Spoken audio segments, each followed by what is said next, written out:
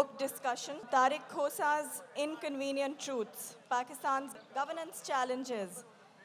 Mr. Tariq Khosa, Mohammad Zubair and Jameel Yusuf, please come to the stage. Mazhar Abbas is the moderator.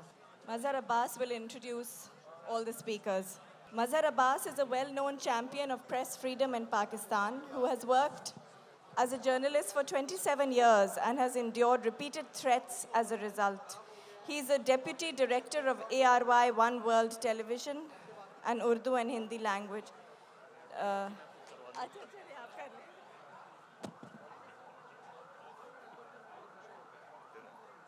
میرا خیال ہے یہ session کئی لحاظ سے بہت اہم ہے،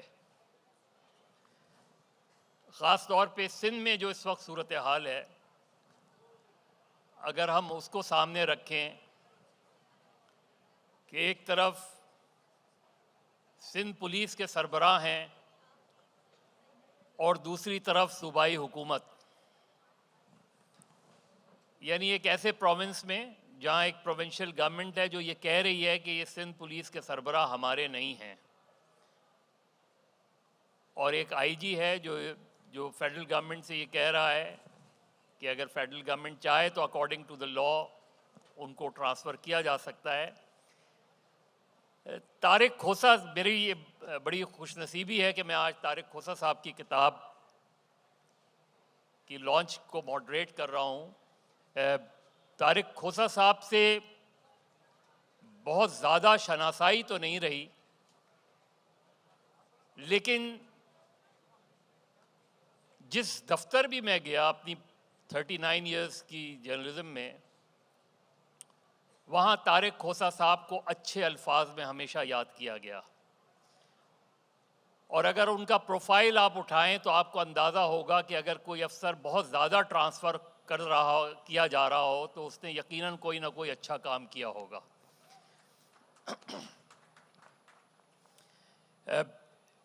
میں نے یہ کتاب پڑھی اور مجھے جو اپنی رپورٹنگ کا ایرا ہے وہ یاد آ گیا۔ اس میں قانون کی حکمرانی سے لے کے جو مشکلات طارق صاحب کو فیس کرنی پڑیں ان کا اعادہ کیا۔ جب انہوں نے رول آف لاء کی بات کی اور جہاں بھی گئے وہاں رول آف لاء کو امپلیمنٹ کرنے کی بات کی، تو مجھے کئی سال پرانا ایک کیس یاد آ گیا۔ یہ غالباً 95 کا آپریشن کراچی آپریشن تھا۔ اس دوران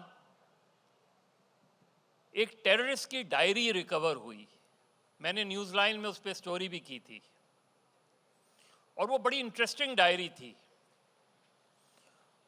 اس میں وہ نوٹ بک تھی فار ایچ ٹیررسٹ جو ان کے گروپ کے تھے، اور اس کی شروعات اس طرح تھی کہ آپ جہاں بھی جائیں آپ کو قانون کی حکمرانی اور قانون کے مطابق کام کرنا ہے۔ آپ کو ٹریفک سگنل بریک نہیں کرنے، آپ کے پاس لائسنس ہونا چاہیے، ڈاکومنٹیشن ہونی چاہیے، آپ جس علاقے میں رہیں اس علاقے میں آپ کو ایک معزز شہری کی طرح رہنا چاہیے، جس علاقے میں رہیں اس علاقے کی اگر آپ زبان جانتے ہوں تو بہت اچھا ہے، اور آخر میں لکھا تھا یہ کام آپ نے اس وقت تک کرنا ہے جب تک آپ کو کوئی کام اسائن نہ کیا جائے۔ یہاں جو قانون کی حکمرانی نہیں کرتے وہ اعلیٰ عہدوں پر فائز رہتے ہیں، اور جو قانون کی حکمرانی پر یقین رکھتے ہیں وہ یا تو او ایس ڈی ہو جاتے ہیں یا نوکری سے فارغ ہو جاتے ہیں۔ اس کتاب کا ایک چیپٹر اگر آپ پڑھیں، میں نے اس لیے کہا کہ یہ کتاب خاص طور پہ اس سچویشن کے لیے بہت اہم ہے کیونکہ اس میں جو پولیس ریفارمز والی بات کی گئی ہے وہ بڑی امپورٹنٹ ہے، اور وہی شاید وے فارورڈ ہے۔ طارق صاحب نے ہارٹ ٹاک سے شروع کیا اور باؤنس بیک پہ ختم کیا، لیکن تھوڑا سا مجھے جب میں نے ہارٹ ٹاک پڑھی تو جس وقت میں نے ٹائٹل پڑھا تو مجھے یہ خیال ہوا کہ شاید یہ اوور آل سسٹم کے اوپر ہے، لیکن وہ اسپیسیفکلی سابق وزیر اعظم نواز شریف کے حوالے سے تھی۔ اس ملک میں ہارڈ ٹاک تو دراصل ان سے ہونی چاہیے جو ڈائریکٹ رول بھی کرتے رہے اور انڈائریکٹ رول بھی کرتے رہے، جو شاید اکاؤنٹیبل بھی کسی کو نہیں ہے، کیونکہ وہاں جا کے نیشنل اکاؤنٹیبلٹی کا بھی دائرہ ختم ہو جاتا ہے اور پرائم منسٹر کا بھی دائرہ ختم ہو جاتا ہے. اختیارات کی جنگ جو ہے وہ جو 1947 سے شروع ہوئی ہے وہ آج تک. تو میرے خیال میں شاید اگر ہارڈ ٹاک ایک ڈائریکٹلی اس سمت ہوتی تو اور زیادہ بہتر ہوتا، کیونکہ اصل تو اس وقت سسٹم کو اگر آپ نے بہتر بنانا ہے تو آپ نے یہ دیکھنا ہے کہ کون سی ویزیبل فورسز ہیں اور کون سی انویزیبل فورسز ہیں. اور میں یہ سندھ کے کانٹیکس میں پوری کنونسڈ ہوں، کیونکہ میں نے اپنی آنکھوں سے دیکھا ہے کہ کس طریقے سے ایک انٹیلیجنس ایجنسیز کچھ لوگوں کو گرفتار کر کے لاتی تھی اور دوسری انٹیلیجنس ایجنسیز ان لوگوں کو جا کے ایک نئے گروپ میں شامل کرواتی تھی. کس طریقے سے یہاں اسلحہ کی فراوانی ہوئی، کس طریقے سے ڈرگز آئی، کس طریقے سے سوراب گوٹ میں آ کے وہ ڈرگز ڈمپ کی گئی، کس طریقے سے شہر میں اسلحہ تقسیم کیا گیا، کس طریقے سے ایتھنک سیکٹیرین رائٹس یہاں انجینئرڈ کیے گئے، اور کس طریقے سے پولیٹیکل انجینئرنگ کے ذریعے الیکشن کے نتائج تبدیل کیے گئے. اسی طریقے سے طارق صاحب نے کئی ایسی اس کتاب میں کئی ایسے مضامین ہیں جو ورتھ ریڈنگ ہیں. میں ضرور جو لوگ بھی اس کتاب کو، ویسے تو ہمارے یہاں پڑھنے کا بہت زیادہ رجحان نہیں ہے، لیکن اس میں کچھ چیزیں ایسی ہیں جو آپ کو لگے گا کہ شاید یہ چیزیں آپ کے معاشرے میں ہو رہی ہیں، اسی لیے شاید طارق صاحب نے یعنی road map for rule of law. یعنی وہ جس پوزیشن پہ ہیں اس پوزیشن پہ میں اس طریقے سے نہیں دیکھ سکتا جس طرح یہ دیکھ رہے ہیں. جس طریقے سے یہ چیزوں کو بتا رہے ہیں مجھے حیرانگی ہے. یعنی میں بھی چودھری نثار علی خان کے حوالے سے جو طارق صاحب نے لکھا ہے، میں ذاتی طور پہ جانتا ہوں کہ چودھری نثار علی خان نے بڑی ایفرٹ کی تھی، چاہے وہ نیشنل ایکشن پلان کے حوالے سے ہو یا نیشنل سیکیورٹی میپ کے حوالے سے ہو، یہ ساری چیزیں فورس کے حوالے سے ہو، یہ ساری چیزیں آپ کے پیپر پہ، آپ کے آن پیپر موجود ہیں. You don't need another committee. You don't need another committee for police reform. You don't need another committee for security reform. You have all the things, all the documents available. لیکن will نہیں ہے، اور will کسی stage پر بھی نہیں ہے. نہ political will ہے نہ نان پولیٹیکل will ہے. ہر آدمی جو ہے وہ اپنے دائرے سے باہر نکلنے کی کوشش نہیں کرتا. تو سب سے پہلے میں زبیر صاحب نہ صرف یہ کہ پاکستان مسلم لیگ نواز کے مرکزی رہنماؤں میں سے ہیں، بلکہ اس چیپٹر کی ابتدا ہی انہی کی جماعت کو ایڈریس کر کے کی گئی ہے، انہی کے پرائم منسٹر کو ایڈریس کر کے کی گئی ہے.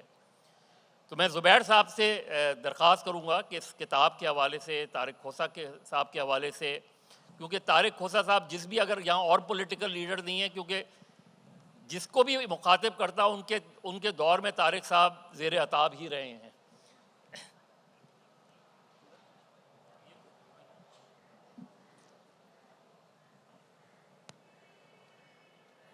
بسم اللہ الرحمن الرحیم.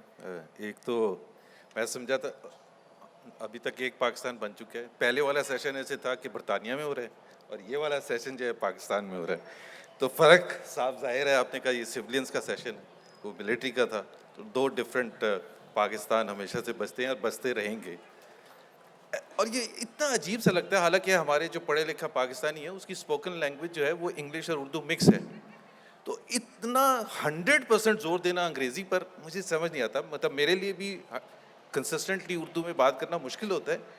بٹ یہاں میں دیکھ رہا تھا ایک بھی گورا نہیں ہے، لیکن ایک لفظ بھی اردو میں بولتے ہوئے اتنا مشکل نظر آتا ہے کہ جیسے ہم کہیں اور پلے بڑھے ہیں. تو آئی تھنک اس قسم یہ ضرور ذکر کرنا چاہیے. دوسرا میں ادھر سے شروع کروں گا جہاں سے مظہر نے بات کی تھی، کیونکہ وہ اس بک کے حوالے سے ہے کہ ول نہیں ہے. میرا خیال ہے یہ تھوڑی سی معذرت کے ساتھ یہ بہت ہی سویپنگ اسٹیٹمنٹ ہے. جس شہر میں ہم بیٹھے ہیں اور جتنے پرسکون ماحول میں ہم یہ بیٹھے ہیں, 2013 میں جب حکومت آنے سے پہلے میں مینیفیسٹو کمیٹی کا PMLN کا حصہ تھا, اور مینیفیسٹو میں پرائمریلی میرا جو انپٹ تھا وہ اکانومی کے حوالے سے تھا.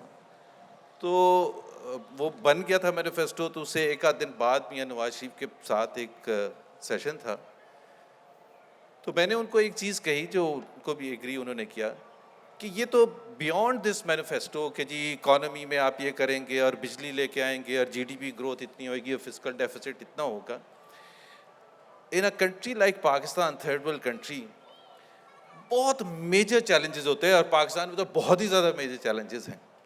سو 2018 میں جب ہم چابیوں کی کنجی کسی اور کو پکڑا رہے ہوں گے, ہمارا خیال تھا کہ شاید ہم ہی رہیں گے, لیکن بالفرض 2018, تو ہم مڑ کے جب دیکھیں گے تو ہم پاکستان میں فنڈامنٹل چینج کیا دیکھنا چاہیں گے کہ 2018 کا الیکشن کیمپین ہو رہا ہے, اور اس میں ایسی کیا میجر چیز ہے جو سیریس اسٹمبلنگ بلاک ہے پاکستان کی سسٹینیبل ترقی میں. اور وہ دو چیزیں تھیں جو آپ بھی ایگری کریں گے. ایک تھا بجلی نہ ہونا. ظاہر ہے بجلی نہیں ہے تو آپ لوگوں کی تو مشکلات اپنی جگہ ہیں, لیکن انڈسٹری کیسے چلے گی؟ تو ہم یہ کہہ رہے ہیں کہ گروتھ بڑی کم ہے. بھائی گروتھ تو ہو ہی نہیں سکتی جب آپ کی انڈسٹری کو بجلی نہیں مل رہی. سو ایک تو بجلی تھی سب سے بڑا ہمارے نزدیک, اور میرا خیال ہے 2013 کا اگر آپ الیکشن کیمپین اٹھائیں تو اس میں بجلی بجلی بجلی کی بات ہو رہی تھی. اور دوسرا جو ہے جو بہت ہی اہم ہے, سیکورٹی انوائرمنٹ. تقریباً 15 سال ہو چکے ہیں, اسپیشلی پوسٹ 9/11 سیکورٹی انوائرمنٹ ایسا ہے, اور اس میں بالخصوص کراچی, اور یہی ہم کوشچن پوچھتے ہیں کہ 2013 سے پہلے, 2018 میں جب الیکشن کیمپین ہوگی تو ہمارے لیے کتنا زبردست ہو کہ سیکورٹی کی کوئی بات ہی نہ کر رہا ہو. اور یہ وہ 2013 ہیں جب پورے پاکستان میں ہر قصبے, ہر شہر, ہر محلے میں بم پھٹ رہے تھے. ناٹ جسٹ محلوں میں اور شہروں میں, بٹ ملٹری انسٹالیشنز میں, GHQ کے اندر جا کے, نیول بیس کے اندر جا کے, ایئر فورس کے اندر جا کے, اور کوئی ملٹری پلان نہیں تھا, کوئی کسی نے نہیں. Karachi was burning and being looted and raped for decades. یہی کراچی تھا, 25 بندہ 20 بندہ روز مرتا تھا, بھتے لیے جاتے تھے, اور سب ہاتھ باندھ کے کھڑے تھے کہ کیا کرنا چاہیے. باتیں تو بہت ہوتی تھی. So what was it that change the dynamics of Karachi? So we made a plan, Mazhar Sahab, we made a plan, and that plan worked like this. 2 ہفتے کے اندر اندر حکومت آنے کے بعد جنرل کیانی صاحب جو اس وقت آرمی چیف تھے, ان کو بلایا اوتھ لینے کے بعد. تو جنرل صاحب سے پوچھا کہ جی کراچی کا مسئلے کا حل کیا ہے. گفتگو کے دوران فائنلی انہوں نے کہا جی آپریشن, اور سسٹینیبل آپریشن ہوگا, لیکن آپریشن ایسا ہوگا جس میں انٹرفیئرنس کوئی نہیں ہوگی, اور اس کے لیے ہمیں لیگل یہ سپورٹ چاہیے, لیگل سپورٹ چاہیے, کیونکہ ابھی جو رینجرز ہے وہ ایک ایڈیشنل نفری ہے پولیس کی طرح. جیسے پولیس ہے ویسے رینجرز ہے, کوئی ایکسٹرا پاورز ہی نہیں ہے, تو وہ کر کیا سکتے ہیں.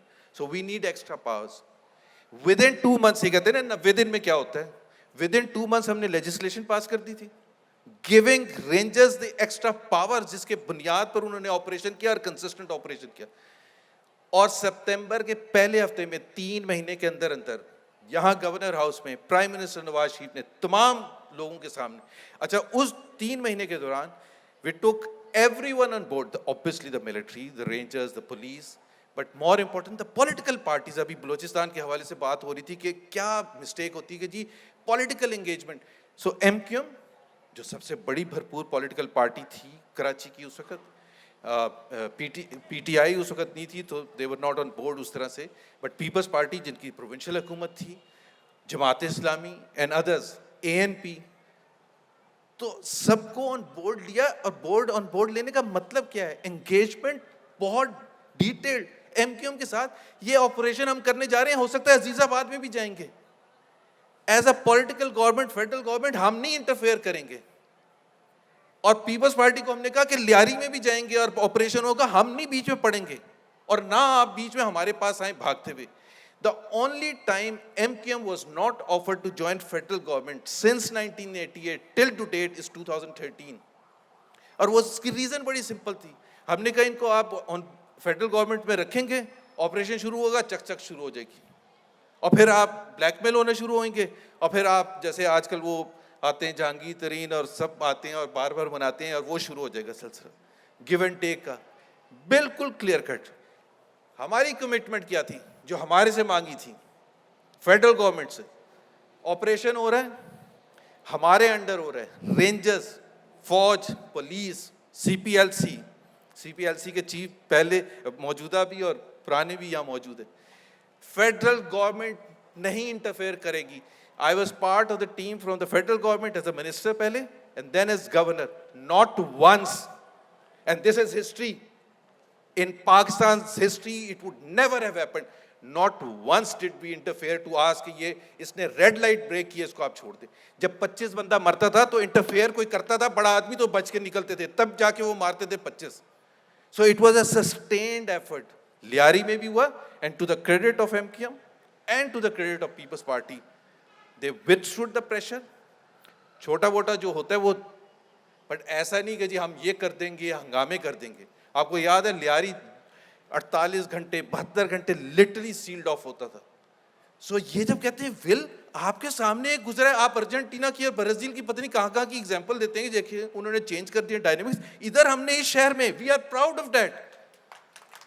مجھے ایک قصہ بتا دیں, ایک, میں آپ کو بتاتا ہوں, ایک چھوٹی سی ایگزامپل دیتا ہوں. مفتاح اسماعیل منسٹر بنے, وہ جیسے ہوتا ہے جب منسٹر آتے ہیں تو جلسے جلوس ہوتے ہیں, اور وہاں جب وہ میڈیا کے ساتھ پی ایم ایل این کے ورکرز نے بڑی بدتمیزی کی اور توڑ پھوڑ ہوئی.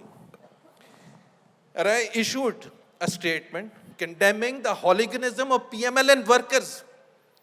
جب ڈی جی رینجرز کا میرے پاس فون آیا کہ sir we have to take action, I said General, I am disappointed you are telling me.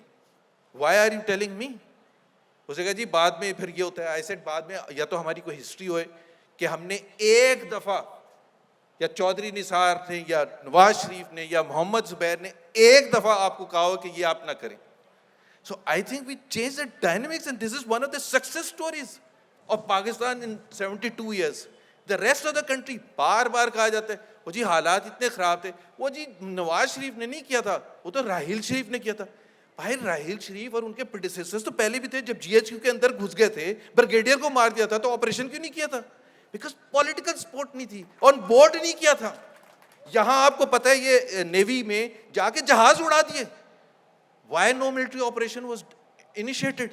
Because political support نہیں تھی. تو what did we do? اور اس میں بھی ایک میں کلیریفیکیشن کر دوں. وہ کہتے ہیں اے پی ایس کے بعد ہوا تھا. اے پی ایس ہوا دسمبر 2014 میں. ملٹری آپریشن پورے پاکستان میں جون 2014 میں لانچ ہوا تھا, اور وہ پاس ہوا تھا پارلیمنٹ سے. اور اس کے بعد every political party was taken on board, every business leader, every civil society leader was taken on board. جی یہ کیا حقیقت نہیں ہے کہ اس آپریشن کا کیپٹن جو تھا وہ سندھ کا چیف منسٹر تھا, لیکن کوئی ایک ایسا آپریشن کراچی میں نہیں ہوا جس میں کپتان کی کنسرن شامل ہو. ڈاکٹر عاصم کا کیس لے لیں آپ, کے ڈی اے میں رینجرز کا چھاپا لے لیں جہاں 16,000 فائلز لے گئیں اور آج تک نہیں پتہ چلا ان 16,000 فائلز کا کیا ہوا. اور یہ ایک ایسی سچویشن ہے جہاں پرائم منسٹر اس وقت کے وزیر اعظم نے اس وقت کے وزیر داخلہ کو بلا کے یہ پوچھا کہ کیا آپ کو ڈاکٹر عاصم کی گرفتاری کا علم ہے, تو انہوں نے کہا مجھے علم نہیں ہے. چیف منسٹر سے پوچھا, انہوں نے کہا کیا آپ کو ان کی گرفتاری کا علم ہے, انہوں نے کہا مجھے تو گرفتار ہونے کے بعد بھی نہیں بتایا گیا کہ ان کو گرفتار کر لیا گیا, مجھے تو دبئی سے فون آیا تھا کہ ڈاکٹر عاصم کو اٹھا لیا گیا. مسئلہ ڈاکٹر عاصم نہیں ہے, مسئلہ آپریشن وہ بھی نہیں ہے. پرابلم صرف یہ ہے کہ آج وہ پچھلے 4 سال ہو گئے, ڈاکٹر عاصم کا کیس تو وہیں کا وہیں پڑا ہوا ہے, وہ تو چیزیں آگے نہیں بڑھیں. ایک انٹیریئر منسٹر جب پبلکلی یہ کہے کہ جی میرے پاس ایک شخص کی کنفیشنل اسٹیٹمنٹ ہے, اس کی ویڈیو موجود ہے, جو کہ ادارے کے پاس موجود نہیں ہے, جو کہ عدالت میں, تو ایسا لگ رہا تھا کہ اس کے پھر بعد میں شاید مقاصد پولیٹیکل ہو گئے تھے. میں جواب دے دوں. بالکل. اب یہ this is where the real problem start. Doctor Asim کا جب اریسٹ ہوا تھا اور اس وقت میں وفاقی حکومت کا حصہ تھا, اور میں نے ٹی وی پر بیٹھ کے یہ کہا تھا کہ یہ بالکل غلط ہوا ہے. دا چارجز ور وہ 460 بلین, مطلب کیلکولیشن بھی میرا خیال ہے ہمارے لوگ جو چارج لگاتے ہیں ان کو زیرو بھی نہیں پتا کہ کتنے لگتے 460 بلین میں, 460 بلین. اور پھر ان کا وہ جو تھا کہ جی انہوں نے وہ دہشت گردوں کو وہ کیا. For fetched. مسئلہ کیا ہوتا ہے, اینڈ ہم تھوڑا سا کھل کے بات کر سکتے ہیں. یہ تو آپ کے اوپر ہے, ہمیں تو کوئی پرابلم مسئلہ نہیں ہے.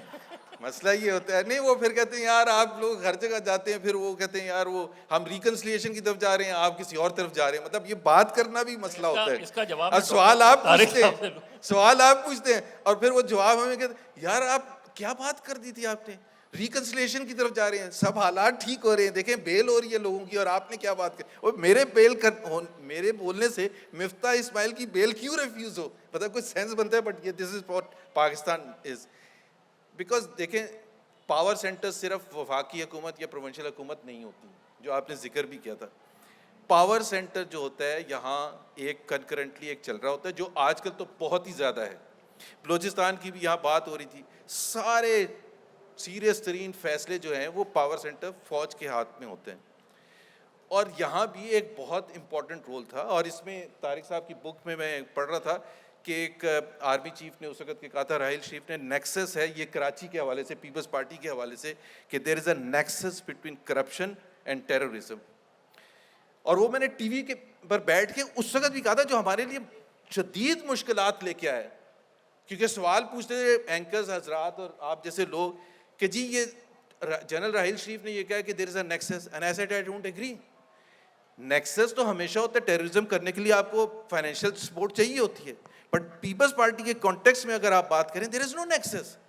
To suggest that People's Party is involved in terrorism, I don't think so. It serves anyone purpose. But اس وقت کی جو پاور سینٹر تھے ان کا پرپز سرو ہوتا تھا یہ کہنے میں کہ there is a nexus. This is where the problem is. ہم بڑے آرام سے ہسٹری کو پیچھے چھوڑ کے اور آگے چلنا شروع کر جاتے ہیں. ابھی جنرل غازی نے کہا تھا کہ 72 سال کو بھول کے آگے چلے. بھائی 72 سال کو کیا آج سے شروع کر دیں, چلیں آج سے شروع کرتے ہیں.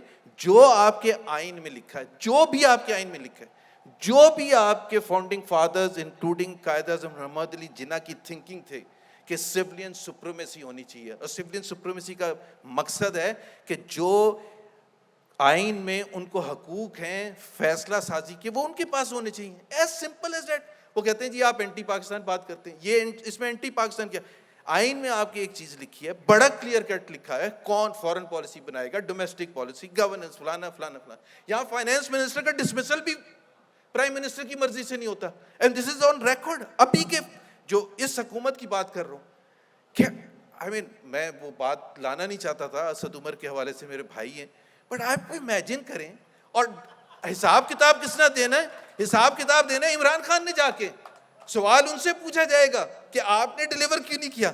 اچھا وہ اتنے ڈرتے ہیں, اور جس طرح سب پولیٹیشنز ڈرتے ہیں کہ وہ جواب بھی نہیں صحیح دیں گے, وہ اپنے اوپر اون کر لیں گے. تو مسئلہ جو ہے نا, یہ جب تک یہ جو ڈاکٹر عاصم کے حوالے سے جو آپ نے بات کی, اور بہت بیچ میں کلیشز ہوتے تھے انٹیریئر منسٹر کے حوالے سے, انٹیریئر منسٹر جو اس وقت کے تھے وہ فوج کے بہت قریب سمجھے جاتے تھے, تو وہ ہمارے سے ان کے بہاف پر لڑتے تھے. اور میاں نواز شریف کا بالکل کلیئر کٹ موقف تھا کہ جی فیصلہ جو بھی ہے صحیح غلط, بھائی ہمارے افغانستان کے ساتھ کیا ریلیشن شپ ہونی چاہیے, وہ پرائم منسٹر عمران خان کا فیصلہ ہونا چاہیے, اور اس کے بعد ملٹری کو بتانا چاہیے کہ ملٹری یہ ہمارا فیصلہ ہے اور اس کو آپ نے مینیج کرنا ہے. ہوتا کیا ہے کہ سب چاہتے ہیں, ابھی بھی وہ زلمی آئے ہوئے تھے جو یو ایس ریپرزینٹیٹیو آن افغانستان ہیں, وہ پہلے جاتے ہیں پنڈی اور وہ پھر بتاتے ہیں کہ آپ نے کیا کرنا ہے, اور پھر رسپانسبلٹی کس کی ہے, عمران خان کی. Foreign policy is a tool for the advancement of economic growth. Foreign policy کا مقصد یہ نہیں ہوتا توڑ پھوڑ کرنا یا جنگیں کرنا. آپ کے ریجنل پیس اگر آئے گا تو آپ کی اکنامک گروتھ ہوگی, اور اسی کا حساب کتاب سویلین حکومت کو دینا ہے. لیکن کیا ان کے پاس یہ سارا کچھ ہوتا ہے, that is what the question is. But I think Tariq Khosa صاحب کی کتاب کے اس میں حوالے سے میں صرف 2 چیزیں کہہ لوں.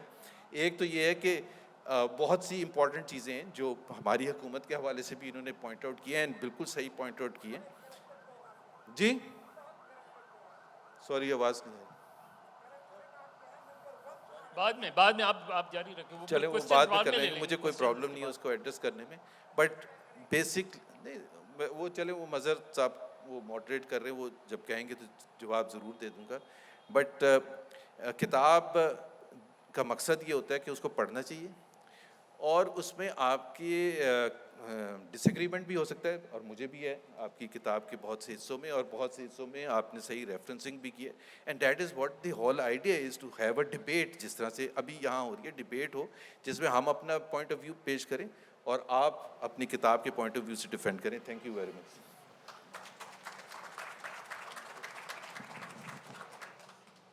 دیکھیے اس میں ایک بڑا اہم چیپٹر ہے چارٹر آف گورننس کے حوالے سے, اور یہی میرا خیال ہے ہمارا سب سے امپورٹنٹ ایشو بھی ہے.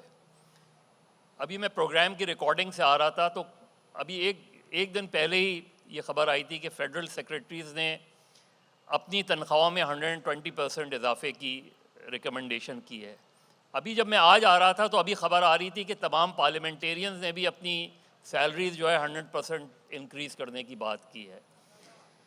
اور ایک ایسے ملک میں جہاں ہر وقت غربت کا رونا رویا جاتا ہے, اور حقیقت میں غربت ہے, جہاں یہ کہا جاتا ہے کہ وزیر اعظم جو ہے یہ غلط ہے, فردوس عاشق ایوان صاحبہ کہتی ہیں کہ نہیں پرائم منسٹر اپنی تنخواہ میں کوئی اضافہ نہیں ہو رہا, وہاں پارلیمنٹیرینز کے بارے میں آیا ہے کہ چیئرمین سینٹ کے بارے میں ریکمنڈیشن ہے اس بل کے اندر کہ جی ان کی 2.5 لاکھ سیلری ہے اس کو 8 لاکھ کیا جائے. پارلیمنٹیرینز کے بارے میں یہ آیا ہے کہ جی ان کو جو ہے وہ بزنس کلاس میں سفر کرنے کی اجازت دی جائے.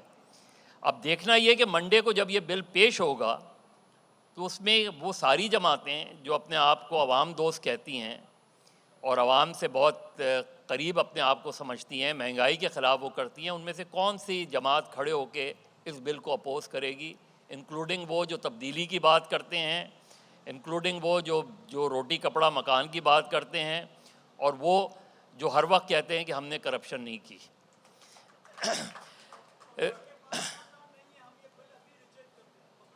جی بالکل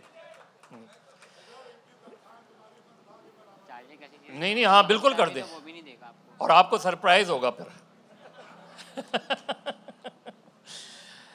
جمیل یوسف صاحب سے میری ملاقات بہت پرانی ہے. میں جمیل یوسف صاحب کو نہیں جانتا تھا, جمیل یوسف صاحب کو میں فخر الدین جی ابراہیم کے حوالے سے جانا. 1989 کا پیریڈ تھا, فخر الدین جی ابراہیم صاحب گورنر تھے. ایک دن انہوں نے بلا کے مجھ سے کہا کہ میرا یہ آئیڈیا ہے کہ میں, کیونکہ پولیس اس زمانے میں کڈنیپنگ فور رینسم بہت ہو رہی تھی, کار سنیچنگ کے واقعات بہت ہو رہے تھے, اور ایک بڑی مزے کی بات بتاؤں کہ اس کے بعد جب سی پی ایل سی بن گئی تو ایک میٹنگ ہوئی جس کو چیئر کر رہے تھے اس وقت کے صدر غلام اسحاق خان, اور انہوں نے سی پی ایل سی کے ناظم حاجی صاحب تھے اور جمیل صاحب تھے, ان کو مخاطب کرتے ہوئے کہا, اور جمیل صاحب اس کو ایلابریٹ کر سکتے ہیں, کہ کیا وجہ ہے کہ یہ جو ہے سپرداری جو گاڑی جو ہے ریکور کرتی ہیں اور یہ کار سنیچنگ, یہ چیزیں ختم کیوں نہیں ہو رہی, اور سی پی ایل سی کو اتنی پاورز دی گئی ہیں, کیوں نہیں یہ کام ہو رہا. تو جمیل صاحب نے, correct me if I am wrong, Jamil Sahib نے یہ کہا کہ سر پھر ہم شروع کر دیتے ہیں, لیکن اس کی ابتدا پھر آپ کے داماد کے گھر سے ہوگی, جو اس وقت صوبائی وزیر داخلہ تھے. اور بعد میں پتہ چلا کہ اس وقت کے ججز کے گھروں پہ گاڑیاں کھڑی تھیں, اس وقت کے بڑے بڑے بیوروکریٹس کے گھروں پہ گاڑیاں کھڑی تھیں, اور یہ سلسلہ آج تک چل رہا ہے. تو جو چارٹر آف گورننس کی بات ہے, پرابلم ہی یہی ہے. ہم سول ملٹری, یہ عجیب سی ٹرم یوز ہوتی ہے کہ سول ملٹری ایک پیج پہ کیوں نہیں ہے. مجھے نہیں سمجھ میں آتا کہ جہاں چیف ایگزیکٹو پرائم منسٹر ہو وہاں ملٹری ایک پیج پہ کیا مطلب. ظاہر ہے گورنمنٹ آف دا ڈے جو ہوتی ہے اس کو وہ آرڈر کرنا ہوتا ہے. دوسری, آج تک یہ نظریاتی سرحدوں کا نہیں سمجھ میں آیا. میری ذاتی رائے میں نظریات کی کوئی سرحد نہیں ہوتی, وہ کہیں بھی, وہ تو آپ اس کو لے سکتے ہیں, لوگ ریجیکٹ کر سکتے ہیں. لیکن یہاں جو امپورٹنٹ ٹاپک اس میں جس کتاب کے اندر ہے اور جس کو بڑا زیادہ تفصیل سے طارق کھوسہ صاحب نے بیان کیا ہے, وہ پولیس ریفارمز وے فارورڈ. اور یہی پرابلم ہے. پولیس آرڈر 2002 آیا, اور اس سے قطع نظر کہ کون لایا, لیکن وہ میرا خیال ہے اب تک جتنی بھی پولیس ریفارمز ہوئی ہیں، آپ مسعود الزماں کمیشن رپورٹ سے لے کے آج تک لے کے، سب سے بہترین پولیس آرڈر تھا۔ وہ الگ بات ہے کہ اس کے بعد جس طرح نیب کو خود مشرف کے پیریڈ میں جو نیب کے مقاصد تھے اس کو وہ سیاسی مقاصد میں تبدیل ہو گئے، جو کرپٹ لوگوں کو پکڑنا تھا اس کے بجائے پیپلز پارٹی پیٹریوٹ اور پی ایم ایل کیو بنانے میں لگ گئی نیب، اور یہی چیزیں پولیس آرڈر 2002 کے ساتھ بھی ہوئی کہ اس کی جو اسپرٹ تھی وہ ختم کر دی گئی آہستہ آہستہ، اور یہی اس کے بعد ہوتا رہا ہے پولیس آرڈر کے ساتھ۔ اسی طریقے سے مجھے یاد ہے، طارق صاحب کو بھی یاد ہوگا کہ مشرف کے پیریڈ میں اس زمانے میں لیویز کو ختم کر دیا گیا تھا بلوچستان سے، کیونکہ بلوچستان میں کوئٹہ سے باہر آپ کا پولیس کا عمل دخل ہی ختم ہو گیا تھا، لیکن بعد میں پھر سرداروں کا پریشر آیا تو وہ چیز پھر اسی طریقے سے وڈرا کر لی گئی۔ سندھ میں بڑے اچھے اچھے آئی جیز گزرے ہیں، اس میں آغا سعادت علی شاہ بھی ہیں، اس میں عباس خان بھی گزرے ہیں، اس میں اے ڈی خواجہ بھی گزرے ہیں، ڈاکٹر شعیب سڈل بھی گزرے ہیں، اس میں اب کلیم امام صاحب ہے۔ مجھے یہ نہیں سمجھ میں آ رہی کہ اے ڈی خواجہ سے کیا ڈسپیوٹ ہے اور کلیم امام صاحب سے کیا ڈسپیوٹ ہے۔ وہ الگ بات ہے کہ میں ذاتی طور پہ بھی سمجھتا ہوں کہ آئی جیز کو اس طریقے سے شاید جس طریقے سے انٹرپریٹ کیا جاتا ہے کہ پولیٹیکل انٹرفیرنس یا پولیس پالیٹکس میں بہت زیادہ انگیج نہیں ہونا چاہیے، لیکن سندھ کی جو حالت ہے اس میں پولیس کی کتنی پاورز ہیں وہ بھی ہمیں اندازہ ہے۔ سندھ میں اس وقت تو پریکٹیکلی کراچی میں اگر پولیس میں بہتری آئی ہوتی تو 31 سال سے رینجرز کراچی کو کنٹرول نہیں کر رہی ہوتی، لیکن پولیس میں بہتری نہیں آئی، پولیس میں بہتری نہیں لائی جا رہی۔ پولیس آرڈر 2002 جب 2013 میں پیپلز پارٹی کی گورنمنٹ بنی، اس کے ایک ہفتے بعد، اور یہ میں ایسی بات نہیں کر رہا ہوں، یہ اس آفیسر نے بتایا کہ جس ہوم سیکریٹری کو اس وقت کے ہوم سیکریٹری کو کال کیا گیا بلاول ہاؤس، ان سے کہا گیا کہ پولیس آرڈر 2002 کو تبدیل کرنا ہے، تو انہوں نے کہا کہ تبدیل کرنے کے لیے آپ کو کوئی آلٹرنیٹ لا تو لانا پڑے گا۔ اگر میں آج اس کو ڈی نوٹیفائی کر دوں تو پولیس کس لا کے تحت چلے گی؟ تو انہوں نے کہا ایسا کرو 1861 والا قانون نافذ کر دو، تو لہٰذا 1861 کا قانون نافذ کر دیا گیا۔ اب 1861 کیونکہ 2002 بھی پوری طریقے سے نہیں پڑھا گیا تھا اور 1861 کا قانون بھی پوری طریقے سے، جب 1861 کا قانون لاگو ہوا تو اس میں بھی پولیس کے اختیارات بہت زیادہ تھے، اس میں بھی پروونشل گورنمنٹ کی انٹرفیرنس نہیں تھی۔ تو پھر یہ کسی نے سجیسٹ کیا کہ نہیں، پولیس آرڈر 2002 کو تھوڑا سا امینڈ کر کے لے آیا جائے، لہٰذا پولیس آرڈر 2002 کو امینڈ کر کے پولیس آرڈر 2019 کی شکل میں لے آیا گیا۔ اب اس میں اے ڈی خواجہ کے کیس میں یہ ہوا کہ وہ معاملہ ہائی کورٹ چلا گیا، ہائی کورٹ نے ایک گائیڈ لائن دے دی، اس کو سپریم کورٹ نے ٹیک اپ کر لیا۔ وہ ساری چیزیں اپنی جگہ، اور یہ ساری چیزیں ہوئی ہیں، اور زبیر صاحب سے تھوڑی سی معذرت کے ساتھ 2013 کا آپریشن مسلم لیگ نون کی حکومت میں ضرور شروع ہوا، لیکن اس کی بنیاد 2011 کا کراچی بدامنی کیس تھا، جس میں کلیئر کٹ سپریم کورٹ کی ڈائریکشن تھی ریگارڈنگ لیاری گینگ وار، اور جو لسٹ وہاں سبمٹ کی گئی تھی کہ مختلف پولیٹیکل پارٹیز کے یہ ملیٹنٹ ونگز ہیں۔ وہ الگ بات ہے کہ ٹارگٹ لیاری گینگ وار اور ایم کیو ایم کی ملیٹنسی ہوئی، لیکن اوور آل جو لسٹ دی گئی تھی اس میں تو کم سے کم 8-10 آرگنائزیشنز تھیں۔ تو کیا ہم پولیس کو امپروو کر سکتے ہیں؟ کیا یہ ول ہے ہمارے اندر؟ ایک ایسے شہر میں کہ جہاں رینجرز نے بہت حد تک کنٹرول کیا، اس میں کوئی شک نہیں ہے کہ 2013 کا آپریشن ماضی کے 2 آپریشن سے بڑا مختلف تھا۔ 1992 اور 95 کا آپریشن بہت مختلف تھے، لیکن یہ بھی حقیقت ہے کہ 95 کے آپریشن کو، جس کو ہم بہت زیادہ بہتر آپریشن کرتے ہیں، وہاں ایکسٹرا جوڈیشل کلنگ کو ریاست نے ایڈاپٹ کیا، ریاستی پالیسی، اور افضل شگری صاحب آئی جی تھے، انہوں نے کہا کہ جی میں اس کا حصہ نہیں بننا چاہتا، انہوں نے اپنا ٹرانسفر کروا لیا لیکن اس پالیسی کو انڈورس نہیں کیا۔ تو آئی تھنک جمیل یوسف صاحب کیونکہ اس پورے پروسیس کا حصہ بھی رہے ہیں اور اس پولیس ریفارم کا بھی حصہ رہے ہیں، میں جمیل یوسف صاحب سے درخواست کروں۔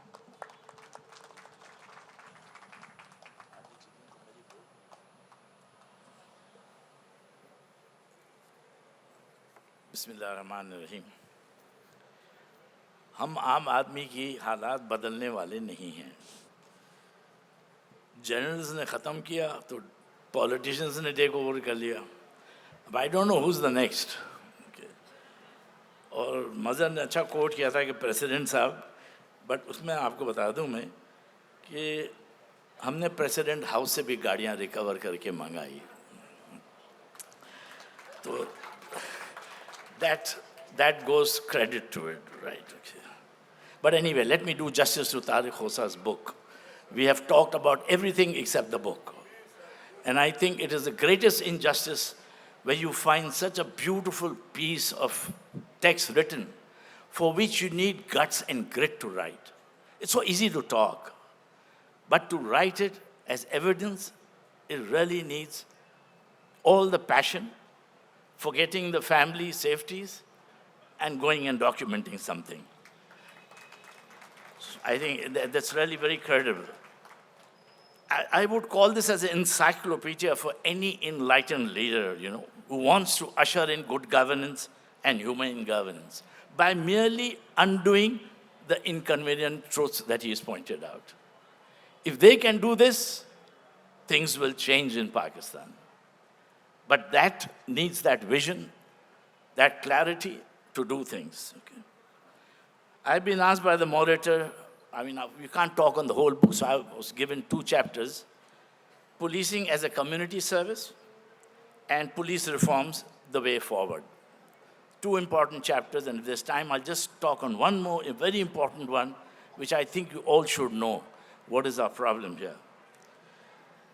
Both these chapters complement each other in convincing present-day society how urgent it is and important are the police reforms. We are taking it very lightly. If we want business houses to thrive, create job opportunities, and attract foreign investments and not beg for them, as was envisaged by the Asian Development Bank program, was this only: access to justice in the 90s, but it was left half implemented. So I'll start from the quote from the book. And believe me, again, I will reiterate that this is a book you all should buy and make Tariq sign it, because I don't know whether he will be reaching home safely from here. You get a good price for it later on. It took 25 police commissions and committees to finally arrive at the realization that politically neutral, operationally autonomous, highly accountable, and professionally sound police services are vital for democracy and the rule of law. That resulted in the promulgation of the Police Order 2002, but the forces of status quo and vested interests never allowed the implementation of that progressive law. In fact, the reform process was reversed in Sindh and Balochistan by instead reverting to the 19th century policing model, which Mazhar talked about. And Punjab and Khyber Pakhtunkhwa paid lip service. And the biggest opposers of this was the Punjab government, sadly. However, sadly, Mr. Khosa has overlooked to mention, most importantly, the role of a great visionary man, the late Justice Fakhruddin G. Ibrahim. For establishing the CPLC in 1989, by amending the police law and the rules, investing citizens with the powers of the honorary magistrates and justice of peace of the British era, to help liaison and work with the police and the common man in assisting victims of crime and civil society in policing-related issues, while also being empowered to be an oversight body of the policing institution. The success of CPLC in combating and detecting kidnapping for ransom and some major cases, if that was not done, Karachi would have been another Colombian city of the past.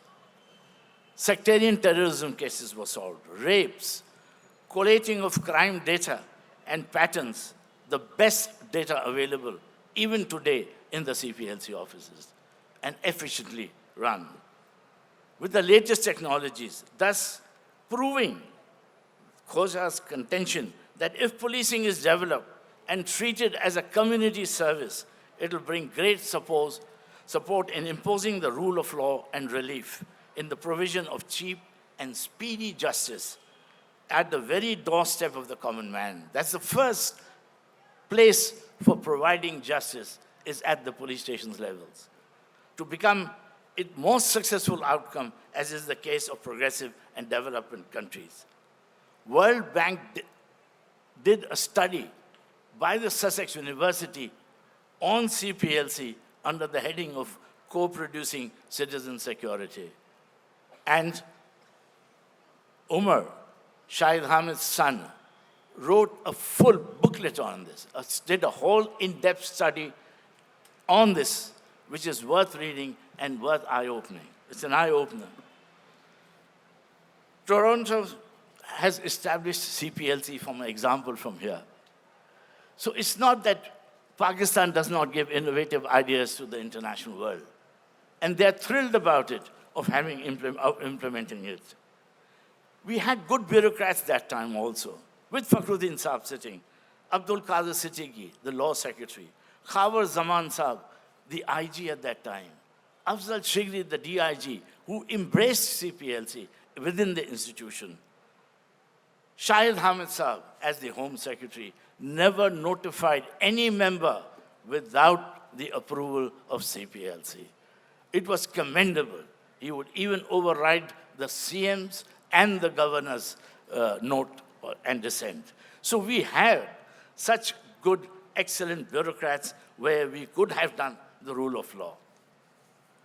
Then the next comes the police reforms that Tariq is talking about. The next chapter, which also you will see enlightens and strengthens the concept of CPLC. One, Tariq says that he identified the following police reforms as crucial for the administration of justice, and rightfully so. And I'll prove it to you, and you'll be shocked with some of the disclosures that I'll make to you, even today, with Kaleem Imam Saab sitting here right in front. Depoliticize the police through institutional safeguards in the form of public safety commissions at federal and provincial levels in order to ensure democratic rather than political or bureaucratic control. Two, render the police, now listen to this, render the police a highly accountable institution by establishing independent police complaint authorities at the federal and provincial levels. The external oversight mechanism that was being done by CPLC also is meant to ensure impartial accountability of the police, which has become notorious for corruption, misuse of authority, torture, illegal detentions, improper investigations, and a lack of sensitivity to citizens' needs. Can you quote any bureaucrat from any field criticizing his own organization with such in-depth just to provide justice to a common man? Amazing. Grant police departments operational and administrative autonomy, recognizing that the IGP's powers are to be those of an ex-officio secretary to the government. After having the accountability, give them the power. Under very stringent law, make that strong. Recent verdicts of the High Courts of Sindh, Punjab, and Balochistan, and the Supreme Court for the unity of command and of tenure of the police chiefs are welcome developments on the behalf of the civil society. And this was only possible because the civil society stood up and went to the courts. For everything, the civil society has to stand up and go to the courts against the governance. So where is the good governance being ushered in anywhere? Is there any sustainability in it? The present-day controversy, very interestingly, which Mother touched very slightly, and I was scared, if he's going to do all the talking, what am I going to come and tell you all? The present-day controversy of the removal of the SP, DIG, and IG was again stayed by the learned judges of the Sindh High Court on a petition filed by the members of the civil society, including me. So I'm not just talking, I took a stand. Okay. In line with the earlier judgments of the Supreme Court of the Police Order 2002. Here I would quote Zahid Hussein's foreword, that the title of the book is apt, scathing in its criticism, but with it are wise suggestions of a nation where laws are often made but implemented selectively to benefit the elite, suffocating the average citizen from a system rigged against them. The comedy of errors and political wranglings continue where those in power do not even read the laws they have enacted. Let me quote you one.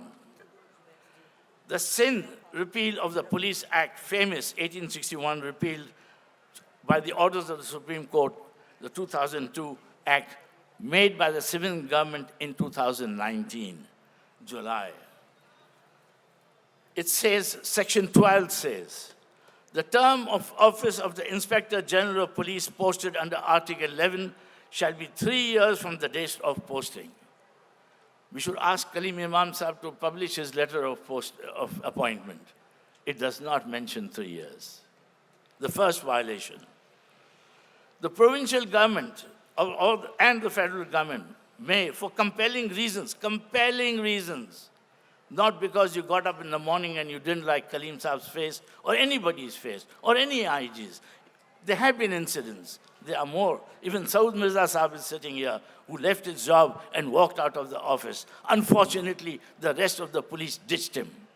That was an example he created, and it's amazing. In consultation with each other, repatriate or recall the Inspector General of Police as the case may be, but compelling reasons which can be challenged only on those grounds. Provided that before initiating such transfer, the Provincial Public Safety Commission shall give the concerned officer an opportunity of being heard.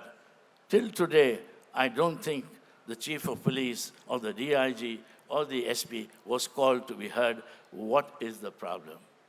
And the law says you can't do it without the recommendation of the Public Safety Commission. So where does it stand, Tariq Saab? We advocate everything.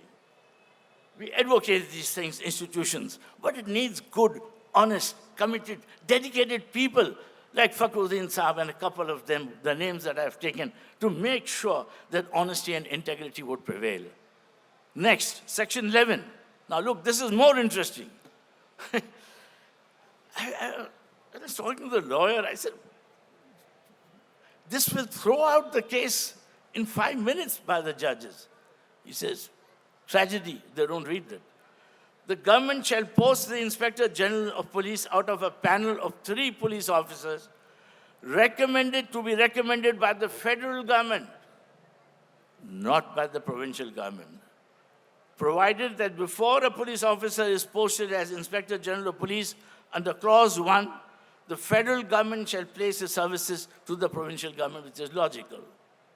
But the names have to come from there, not from here. Otherwise, what police reforms are we talking about? Second, the Inspector General of Police posted under Clause 1 shall have administrative and financial powers ex officio secretary of the government. And the entire dispute with the present IG is on this. If he would, because he was trying to impose this act, this law made by the provincial government. And I don't think anybody should consider anything after this. So, and interestingly, the federal government has not read it. The provincial government is not reading it. How can they even think of anything else? You know? And finally, I thought, Mazhar, one chapter more was very necessary to show you how we have gone.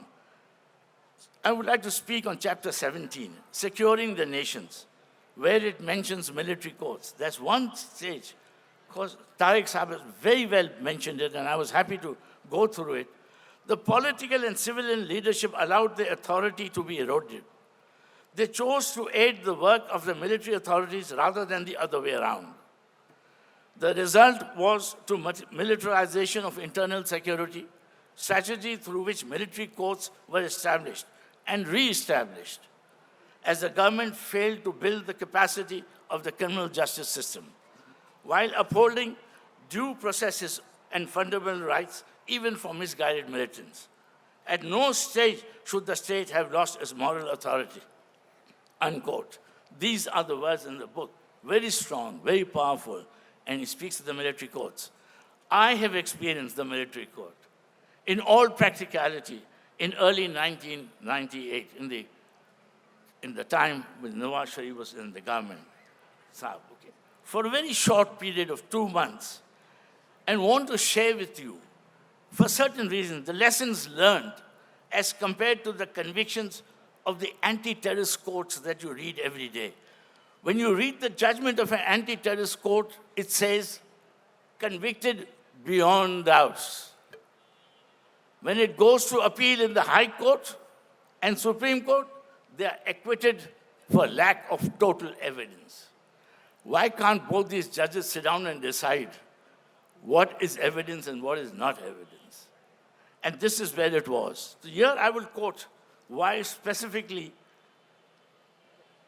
an accused abducted 3 girls in a span of 10 days. After having committed the 3rd incident of rape, the first 2 girls, he picked them up at 10 o'clock in the night and left them at 4:30 in the morning. The 3rd girl he picked up, raped her for 2 nights. Both the girls' families came to CPLC. We developed a sketch. We started on our technology. After the 3rd incident, which gave us 2 days more, and the girl was left, Saud Mirza Sahab, the man who took a stand there, he was the SSP, and the girl was left the 3rd day. And we started the case. The case was solved in 60 minutes, picking up a known terrorist called Babli. And when Nawaz Sharif Sahab set up the military courts, I was requested to give a couple of cases for that. And I gave 2 cases. One of this young Babli, so that he may not bubble more, and another terrorist who had committed massive murders. The girls came to the military court, gave evidence, all 3 of them. The sketch matched, the technology did it, and he was given death sentence. Within 7 days, and without the girl's name being disclosed in the press, mind you, it was kept very confidential. It was a data. It's there on record. It's available. You can go to CPLC and see the whole case. It was commendable. The family, the mothers were so helpful, so happy about it. I think the judiciary should have learned a lesson from that. That is the main thing. If we don't condone such things, then the rule of law will prevail, and we will succeed in making a new nation out of this. Thank you. I'm sorry for taking a bit of your time, but I thought I must quote you this. Thank you. शुक्रिया जमील साहब। 98 में जब military courts बनी तो मुझे उस court की एक हेयरिंग सुनने का इत्तेफाक हुआ। एक जजमेंट आज भी मेरे पास पड़ा हुआ है। मैं और इदरीस बख्तियार मरहूम साथ गए थे। एक बंगाली लड़का था, उसको फांसी हो गई, लेकिन वो केस उसका फ़ैसला बड़ा अजीब व गरीब था। जिस असला से उसने मारा था, उस असला की रिकवरी में वो बरी हो गया। जो असला जो उस पर चार्ज लगा था उसमें बरी हो गया, लेकिन मर्डर में उसको फांसी हो गई उसको। ये अजीब व गरीब केस था। अब इस महफिल के दूल्हा तारिक खोसा साहब, मैं चाहूँगा कि इसका एक चैप्टर जो इस बुक का टाइटल भी है वो बड़ा इम्पॉर्टेंट है, और उसमें उन्होंने बड़ी बुनियादी बात की है कि हमने बहुत बड़ी जंग लड़ी है, और ये ज़ाहिर है ये पूरे टॉपिक का अहाता है। दहशतगर्दी के ख़िलाफ़ बहुत बड़ी जंग लड़ी है, लेकिन क्या हम इस जंग में कामयाब हो गए हैं या ये जंग अभी जारी है? क्या हमें इसे सेलिब्रेट करना चाहिए, एज ए विक्टर हमें अपने आप को प्रोट्रे करना चाहिए, या अभी ये बहुत प्रीमेच्योर है कहना? क्योंकि मैं समझता हूँ कि दहशतगर्दी के ख़िलाफ़ जंग में आप उस वक्त तक कामयाब नहीं हो सकते जब तक आप इंतहा पसंदी के ख़िलाफ़ जंग में कामयाब नहीं हो, क्योंकि इंतहा पसंदी ही दहशतगर्दी को जन्म देती है। तो मैं चाहूँगा तारिक खोसा साहब इस ख़ास चैप्टर के हवाले से भी और पूरी बुक के हवाले से भी दोस्तों का शुक्रिया।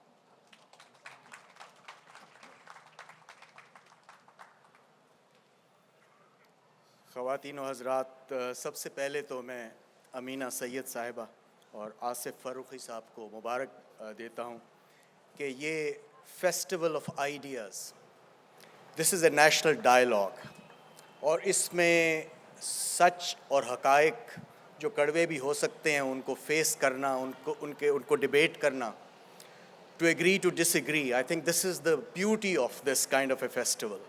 और इस सिलसिले में जो भी बुक्स या आइडियाज़ पेश किए जा रहे हैं वो सिर्फ़ और सिर्फ अपने मुल्क पाकिस्तान के इंटरेस्ट में और इसकी बेहतर फ्यूचर, इसकी प्रॉस्पेरिटी, इसके पीस के लिए हैं. That is what we all agree कि ये हमारे मकासद हैं. सबसे पहले तो ये है कि 40 साल की ये जो पहला चैप्टर मज़हर अब्बास ने कहा, this second book is a continuation of my first book the faltering state, जो कि 2018 में लॉन्च हुई थी, जो उसका मैंने जुल्फ़िकार अली भुट्टो साहब के साथ 1973 में सर्विस शुरू की. And let me share with you as my personal experience at a very early stage in my career, that Mr. Zulfikar Ali Bhutto was a very honest politician. He was a visionary. He was charismatic and yet enigmatic. और जहाँ खूबियाँ जब मैं देखता हूँ कि service में मैं आया, तो पहला जब वो अपने गवर्नर गुलाम मुस्तफ़ा खर से उनकी डिफरेंसेस डेवलप हुए, तो मुस्तफ़ा खर साहब ने एक बाई इलेक्शन लड़ा ताजपुरा की कॉन्स्टिट्यूंसी लाहौर से, और उस इलेक्शन में now oppose to the government, oppose to Zulfikar Ali भुट्टो's government, Mustafa खर हैड द गट्स और the cheeks to contest election. तो उनके इलेक्शन के जलसे में लाइव सांप भी छोड़े गए, और उसके साथ फिर जिस दिन बैलेटिंग और इलेक्शन हो रहे थे, तो जब मैं एक इलेक्शन के पोलिंग बूथ पे पहुंचा, ड्यूटी पर था, तो मैंने देखा कि सब पोलिंग एजेंट्स को निकाल दिया गया था और पुलिस वाले वहाँ बैठकर वो बैलेट बॉक्सेस की स्टफिंग कर रहे थे सारे. सो ये मेरा पहला तजर्बा इलेक्शन का हुआ कि, और उसके बाद से मैं बड़े वसूख से कह सकता हूँ कि उसके बाद से मैं तमाम हुक्मरानों के साथ रहा, हर एक के साथ, हर हुकूमत का हिस्सा रहा. Every election in Pakistan history was manipulated और रिग्ड, और उसके अंदर कुछ न कुछ खराबी रही. दिस इज़ अनफॉर्चुनेट, एक इनकन्वीनियंट ट्रूथ है which we must face. Bhutto साहब के बाद जब ज़ियाउल हक का दौर आया, वो जो 10 साल थे वो मैं समझता हूँ ए डेकेड ऑफ डेकेडेंस. उसमें जो डिके आया इस सोसाइटी में, उसका खमियाजा हम आज तक भुगत रहे हैं. अब देखें, पहला मिलिट्री रूलर, आपको चंद लोगों को ज़रूर पता होगा कि हमारे गवर्नर जनरल कायद आज़म मोहम्मद अली जिन्ना ने जिस फ़ौजी के ख़िलाफ़ कोर्ट मार्शल का हुक्म दिया वो अयूब ख़ान था. Ayub Khan was responsible for Punjab से जो रेफ्यूजीज़ 1947 में जो उनकी सेटलमेंट का काम था, वो अयूब ख़ान के ज़िम्मे दी थी. और अयूब एज ए फ़ौजी मिसहैंडल्ड that, and governor Jinnah ordered a court martial against Ayub Khan, and who was the inquiry officer? Musa Khan was the inquiry officer. और अयूब ने अपने दोस्त जनरल पटौदी को लिखा, I am in trouble, going to East Pakistan, help me. General Pataudi जो बाद में major general बने, उस वक्त he had served as ADC. हमारे पहले 2 आर्मी चीफ ब्रिटिशर्स थे. तो जनरल मैसरवी के पास गए, और क्योंकि वो उनके ADC और करीबी थे, तो जनरल मैसरवी जो army commander in chief British, उसने कहा कि you have come for your friend, I believe, Ayub, but let me tell you, शेर पटौदी को कहा, let me tell you, Ayub is more of a politician than a general. This is the reading of an army chief about our Fauji, جو پہلا NATO army chief بنا, ہی impose martial law. سو ہمارے ملک کی بنیاد اور جنا کا جو ویژن اور جو قائد کا جو پاکستان تھا, اس کو توڑنے میں ہمارے military dictators are responsible for this. Zia ul-Haq کا دور ایک عجیب سا دور تھا. اس کا ریفرینڈم انہوں نے ایک شام 3 فوجیوں نے ریفرینڈم کرائے, تینوں شام ریفرینڈم, ایوب, ضیاء اینڈ مشرف, تینوں کے شام ریفرینڈم. ایوب کے ریفرینڈم کا میں حصہ نہیں تھا, لیکن باقی 2 ریفرینڈم میں نے دیکھے خود. پہلا جنرل ضیاء والا referendum I was SSP Quetta, تو وہ ایک دن پہلے ریفرینڈم سے ہم 4-6 لوگوں کو جنرل ضیاء الحق صاحب نے وہاں گورنر ہاؤس کوئٹہ میں بلایا, اور chief secretary, IG, commissioner, DIG, deputy commissioner and my self as SSP, ہم 6 لوگوں کو باہر بڑا مسافے سے ملے, بڑے اچھی طرح سے کر کے جب اندر لے گئے ڈرائنگ روم میں, تو میں حیران رہ گیا کہ جنرل صاحب نے اتنی موٹی موٹی گالی اور ایسا کہا کہ میں ان امریکنوں کو بتا دینا چاہتا ہوں کہ میں کتنا پاپولر ہوں اور میرے لیے کس طریقے سے لوگ جو ہیں وہ ووٹ دیں گے. تو کل دیکھیے گا کہ کس طریقے سے لوگوں کا جو ہے وہ ریفرینڈم میں مجھے کامیابی ملے گی. میں SSP کے طور پہ 11 بجے کے قریب وہاں پہ باہر نکلا, اور جیپ پہ میں ایک پولنگ اسٹیشن میں چلا گیا. وہاں پہ میں نے پولنگ اسٹیشن پہ جا کے ایک میسج دیا وائرلیس پہ کہ میں اس پولنگ اسٹیشن پہ آیا ہوں, اس وقت تک 13 ووٹ, 11 بجے کا وقت تھا, اس وقت تک 13 ووٹ پڑ چکے ہیں, حالات بہت پرسکون ہیں, law and order is completely under control. اچھا جناب, میں نے تو یہ میسج دیا تو مجھے I was summoned to the deputy martial law administrators office. Mister SSP, آپ کا کام ووٹ گننا نہیں ہے, آپ نے یہ کیا اعلان کیا. اور بلیو می, آپ کو یاد ہوگا کہ اس الیکشنز جو 82 کے تھے ریفرینڈم میں, اس میں ٹائم بڑھا دیا گیا, اور اس ٹائم بڑھاتے وقت ساری جو یونٹس فوجیوں کی وہ نکل آئے, اور انہوں نے ہر پولنگ اسٹیشن پہ جا کے بیلٹ باکسز اور سٹفنگ اور سارا کر کے, یہ دس واز ہز ریفرینڈم. اور جنرل مشرف کا ریفرینڈم ہم نے دیکھا, وہ اس میں جو ایلوکیٹڈ نمبر آف ووٹس اور سیٹس, میں پنجاب اور سرگودا اور وہاں کی بات کر رہا ہوں, جتنے نمبر آف ووٹرز تھے اس سے ڈبل جو ہے نا اس کا نتائج جو ہے نا ایک پولنگ اسٹیشن پہ. او بھائی, جتنے ووٹر ہیں اس سے بھی ڈبل آپ کے نتائج. تو انہوں نے کہا ہولڈ آن, کیا کر رہے ہو, you are gone over board, you are gone mad, کتنا اتنے نہ کریں. So you know this is the kind of things کہ میں نے ہر حکومت, ہر حکمران اور ان کے ساتھ کام کر کے یہ دیکھا ہے اس سلسلے میں. اب میں یہ آتا ہوں کہ اس میں جو چیلنجز درپیش تھے اور جو لا اینڈ آرڈر کے حوالے سے زبیر صاحب نے بات کی ہے, اس میں وزن ہے. دیکھیں, جس وقت یہ آپریشن جو ملٹری ڈاکٹرین چینج ہوتی ہے, یہ کوئی کیانی ڈاکٹرین یا راحیل شریف ڈاکٹرین یا باجوہ ڈاکٹرین نہیں ہے. ملٹری ڈاکٹرین کب چینج ہوئی؟ وہ ہوئی 2007 میں, جب لال مسجد کا آپریشن ہوا, اور اس میں ایک لیفٹیننٹ کرنل کمانڈو شہید ہوئے, اور اس میں ٹیررسٹ اور ملیٹنٹس یہ جو تھے, ان لوگوں نے اسٹیٹ کو دے ٹک them on.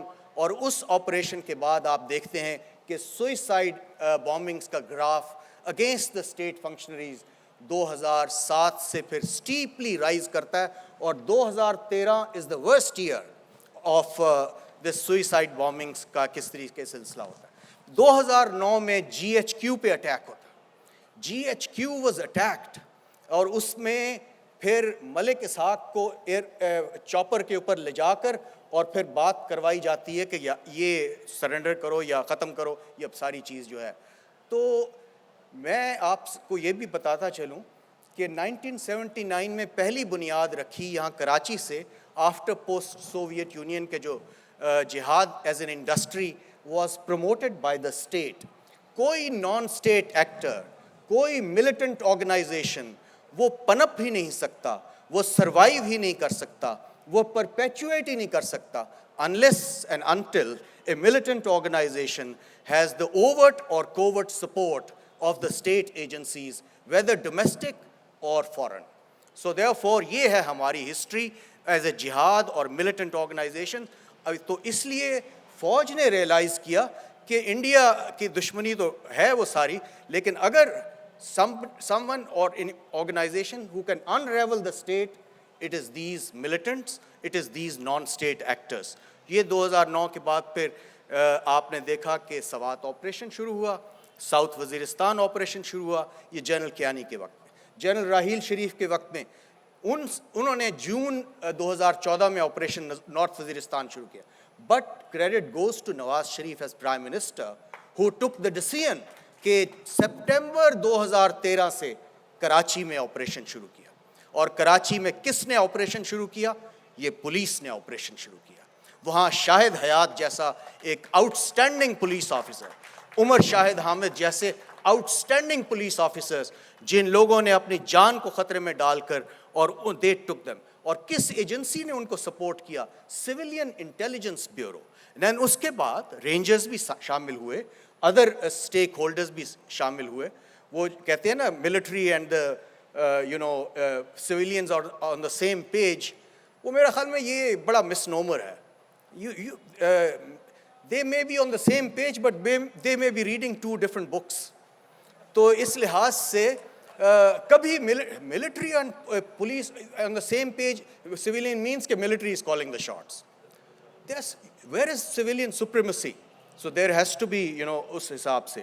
So us operation میں کراچی کے کانٹیکسٹ میں جو پولیٹیکل ول شو کی گئی, اس کے کلیئر کٹ نتائج جو ہیں وہ دیکھیے کہ 2013 was the worst year, 61 incidents of terrorism, اور اس میں 163 پولیس مین مارٹرڈ, شہید ہوئے 2013 میں 163 پولیس والے.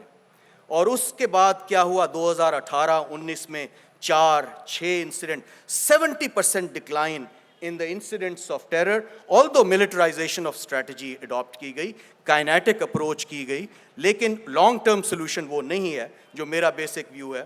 لیکن 373 terrorists were killed in 4 years and 521 were arrested. Although the military courts were also established, it was a sunset clause, 4 سال کے لیے military courts رہیں. انہوں نے 310 terrorists کو پھانسی کی سزا دی, 60 were actually executed. So us point of view سے ہماری جو ڈاکٹرین ہے وہ Raheel Sharif basically attacked the epicenter, and اس کے نتیجے میں وہ APS کی ٹریجڈی ہوئی. اور اس APS کی ٹریجڈی کے بعد جو ہے وہ نیشنل ایکشن پلان اور ایک نیشنل ریزالو سامنے آیا. اور وہ یہ جو ہے اسپرٹ تھی, اس میں کوئی یہ نہیں تھی کہ یہ ملٹری کے شعبہ جات ہیں یا یہ سویلینز نے کرنے ہیں. No, I think it was a joint kind of an effort جو ہر ایک نے اپنا اپنا رول ادا کرنا تھا. اور اس کانٹیکسٹ میں بھی وہ جو 20 پوائنٹ ہیں, ہم نے یہ کہا تھا کہ آپ کی جو اصل جنگ ہے وہ پنجاب میں لڑی جائے گی.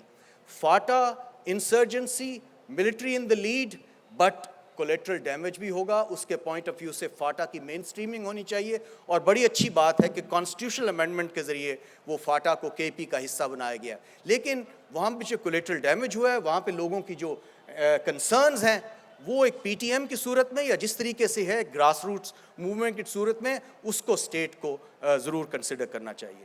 اس کے کانٹیکسٹ میں ہم سمجھتے ہیں کہ بلوچستان جو ہے وہاں بات چیت کا ریکنسیلیشن واز بیسکلی اسپرٹ, اور سو اس کو انفارچونیٹلی پوری طرح سے پرسو نہیں کیا گیا.